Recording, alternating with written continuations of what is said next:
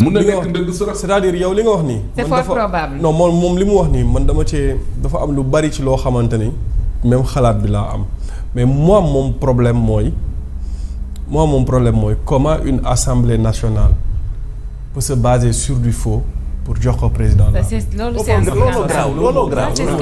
man yàggaguma ci président promulgation beeg ak carte de la stabilité président moom il est en train de jouer la carte de la stabilité. parce que JOJ yii di ñëw. il est important qu'il y ait de la stabilité dans le pays ba JOJ yi jeex ku xam président xam ne. yow JOJ yi ñor na la yow. moom laa koy wax léegi. dama ne ko maanaam loolu après lu mu ñuy andi. mais àdduna yëpp ñoo ñuy xool. sànq li non vitrine la non vitrine bu mag la vitrine économiquement aussi dafa bëri lu muy participer. Jeux olympiques waaw yow man xam naa ne yow économie bee la ci intéressé. waaw économiquement dafa bëri lu muy. xoolal Afrique hôtel yi. xam nga dafay dox commerce yi. et puis on va vendre l'image du Sénégal. C'est comme si le Sénégal organisait. Mais si tout se passe bien, croisons les Coupe du Monde. Tout se passe bien. Oui, c'est comme si que le Sénégal organisait. Bien sûr, oui, parce que c'est un test pour l'Afrique aussi. Non, c'est une première en Afrique. C'est une première. Donc, il est impératif qu'il y ait de la stabilité politique. Barthélémy Diaz ak kii la de Macky Sall. waaw ñoom ñoo ko kii woon waaw ñoom la woon. il est impératif am ñu relation bu ñu fi indee JOJ am ñu ko. waaw mais état continuité la nag saa yi. waaw bu leen arrangé kañ ba ñu mën a état continuité la ñoom nga koy wax. waaw ñoom ñooy xëy tey mu neex leen ñu ne continuité la bu subaa ñu ne du continuité. fànn na nga noppi. fànn nga sikk nga loolu nga noppi. ah noppi naa. Ahmed kay.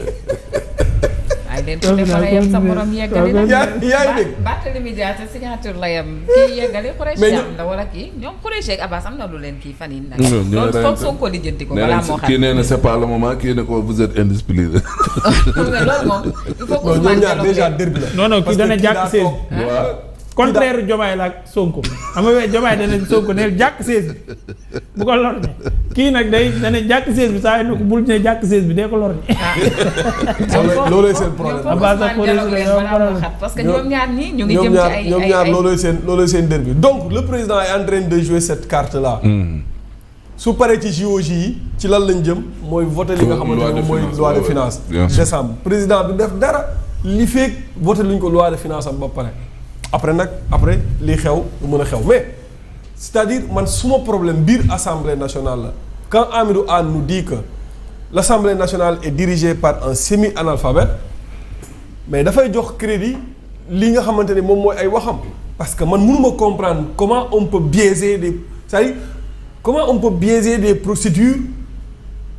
Ouais. Une assemblée nationale sérieuse biaiser des procédures ba voter une loi jël une loi boo xamante ni c'est mal voté un texte bon ñu jël ko jox ko président de la république oui jox ko président de la république mu promulguer ko mais boo xoolee El Malick boo ko xoolee moom taxawaayam assemblée nationale on a kon l'impression que moom dañ ko yóbbu assemblée nationale pour une mission bien déterminée mooy fexeel yow Ousmane Sonko rag ko ba mu set fexeel na bokk ci ay ci ay élections parce que amul dara lu yàkkamti lu war a mën a tax ñu dugaloon loi bi procédure d'urgence kii mu ngi koy wax léegi président daf leen saisir pour seconde relecture ci jour bi ñu waxtaanee ko le lendemain ñu voté ko delloo ko yóbbu ko président de la République et le président de la République a promulgué du faux.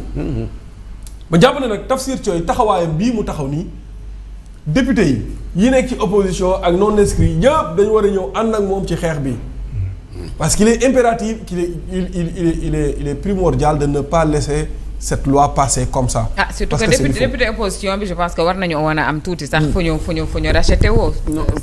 combat bi Tafsir da dañu taxawoon seetaan Diomaye combat bi Tafsir da cee wér.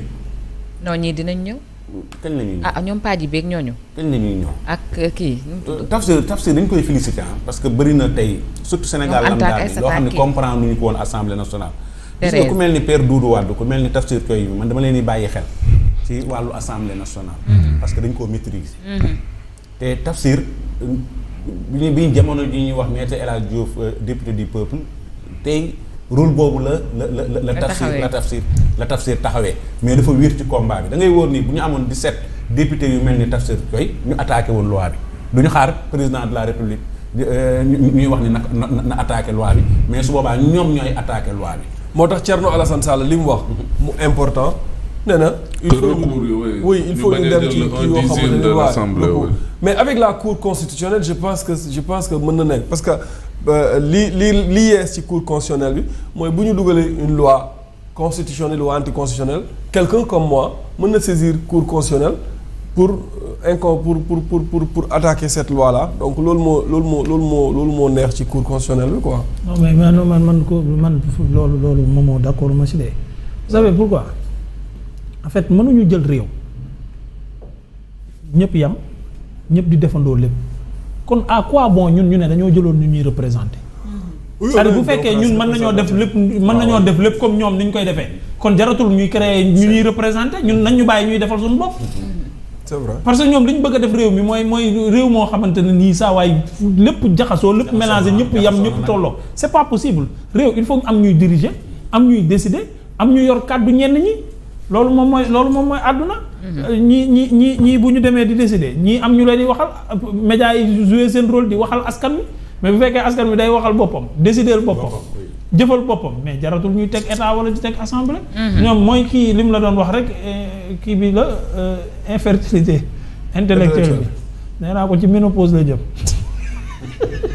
ménopause intellectuelle de moom mooy waral ñuy xalaat yi yaakaar ne xoolal après yaakaar ne lu garaaw lañu xalaat xam nga loolu moo bizarre maanaam yii ñuy xalaat nii pour ñoom yu extraordinaire la ñu innové fekk ça n'a pas de sens boo demee ba ci biir. dafa ma poser benn question nee na ma laajal ko est-ce que le président peut suspendre son rôle de gardien de la constitution. ku ñuy garder kon kuy garder constitution bi bu ko suspendre ku mu koy procurer. oui il est le garant. oui parce que constitution bi. mais loolu laa lay wax mooy dilemme bi mu nekk bi. c'est vrai que waaw situation bi mu nekk nii moo indi lii lépp. parce que tamit il maîtrise pas l'assemblée s'il est à couteau tiré avec l'assemblée lenn la mën a def. mais problème mooy. lenn la mën a def. sa nijaay ji li tax mu poser question bi. sànq bi kii di wax maa ngi naan ko mooy gardien de la constitution. waaw parce que tey bu xamee ni loi bii baaxul. mu ànd ci mooy doonatul gardien de la constitution. fraude la baaxul. nga signé ko ngir jàmmi réew mi. quand même doonatoo gardien de la constitution. non loolu laa lay wax ma ne loolu tax may la dilemme la nekk mooy entre est-ce que il faut aller vers un rapport de force wala taxaw ci ne oui il faut qu'on applique la loi et dans toute sa rigueur moom mooy loi bi ci boppam il faut mu nekk loi bu baax donc nañ ko rejeter. loolu la waroon def dans les normes. oui loolu mooy yoon. s'il savait que c'était du faux bien sûr est-ce qu'il savait que c'était du faux d'ailleurs. mais mu la ko gën a xam. non loolu moom bu ko xam ne moom. mais xam aussi que c'est un. mais contexte et puis sauf lenn laa lay wax. ma ne la est-ce que nekkul ne dafay jouer la carte de la stabilité pour après revenir sur la loi. de trop tard parce que non mun na revenir ci loi bi bien sûr parce que moom am na droit cëgglug ya may na ko mu proposer def projet de loi justement buy abroger loi bi nga xam ne baaxul. maintenant moment bi mooy problème. léegi nag looloo indi dilemme bi entre ba xam il faut nga songu assemblée nationale xeex ak ñoom mu dugal réew mi ci crise institutionnelle ñu nekk fii di xeexoo que régler problème économique meeg jafe-jafe yu réew mi am mayaat confiance partenaires yi ñu ñëwaat réew mi mën a dox wala dañ na appliquer la loi mu jeextaat. tubaab daal nee na il faut battre le fer. quand il est chaud quand il est chaud. on t'a amené du faux tu renvoies. lii mooy dëgg Mamadou.